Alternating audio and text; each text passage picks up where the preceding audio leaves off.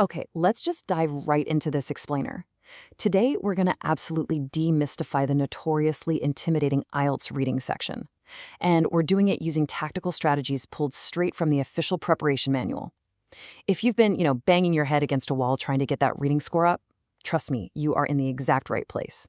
We're going to look at exactly how this test works from the inside out. Here's our agenda. We're breaking this massive test down into 5 manageable pieces. The real reading test, core skills, which are skim, scan, and synonyms, mastering true, false, not given, relentless time management, and finally, building your reading speed. All right, section 1, the real reading test.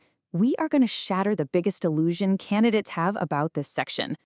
So, picture this. When you sit down for the reading test, you have exactly 60 minutes to answer 40 questions. But here is the kicker, and this catches so many people completely off guard, you get 0 extra time to transfer your answers to the answer sheet, right? Unlike the listening test, when that 60 minutes is up, pencils are down. Literally every single second counts. And that brings us to a really crucial takeaway. It's not a test of how much you understand, it's a test of how efficiently you can find information. This section looks so simple on paper, doesn't it? Just read the passages and answer the questions. But it is incredibly deceptive. This is not, I repeat, not a test of your deep reading comprehension. It's actually an intense information retrieval mission. The key isn't reading everything, it's reading smartly. Now, the test itself differs depending on your specific goals. If you're taking the academic version, you're going to face 3 long, pretty formal passages pulled from journals, books, or newspapers. But if you're on the general training track, you'll encounter 3 to 5 shorter texts.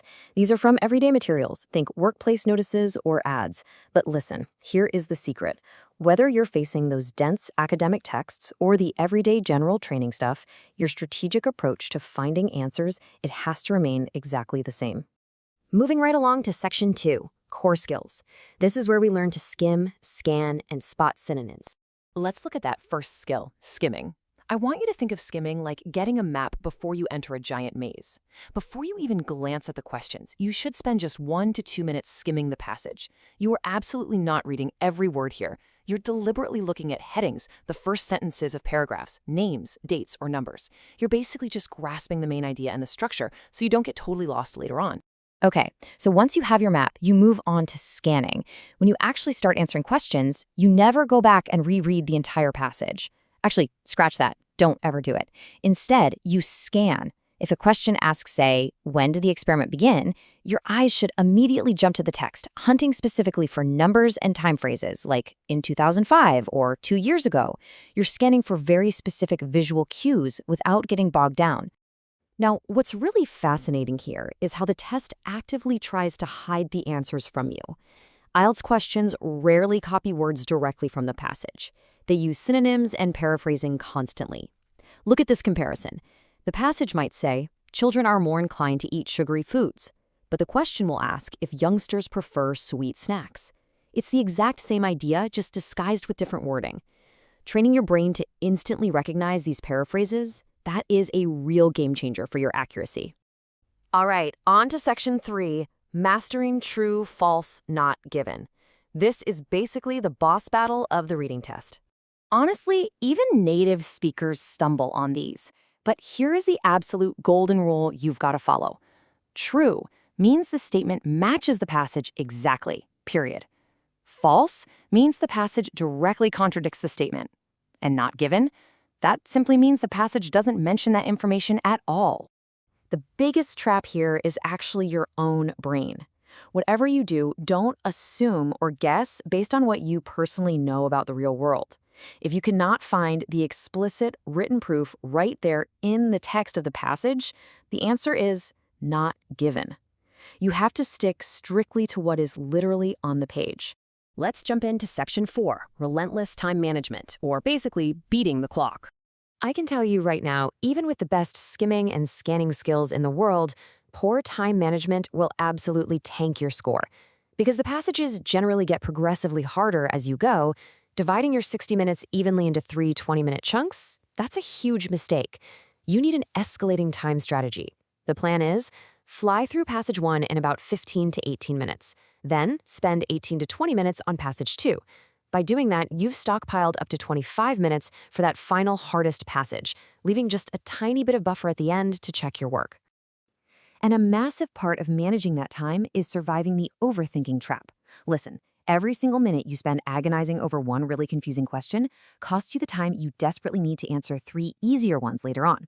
So if you're stuck, do exactly this. Mark the confusing question with a star, move on immediately, and only come back later if you have time. The test rewards your overall accuracy across all 40 questions, not your stubbornness on just one. Finally, Section 5, Building Your Reading Speed. Let's talk about your actual training plan. So how do you actually train these skills outside the exam room? Well, the secret isn't forcing yourself to read faster, it's learning to read differently.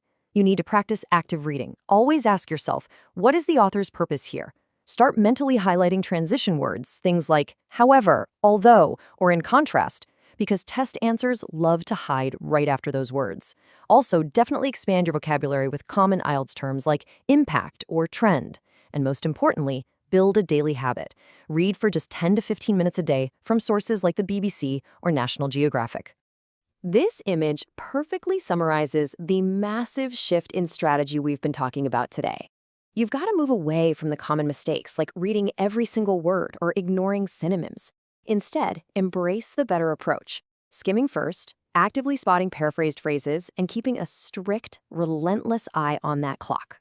So, before you sit down for your next practice session, I want you to try this reflection exercise.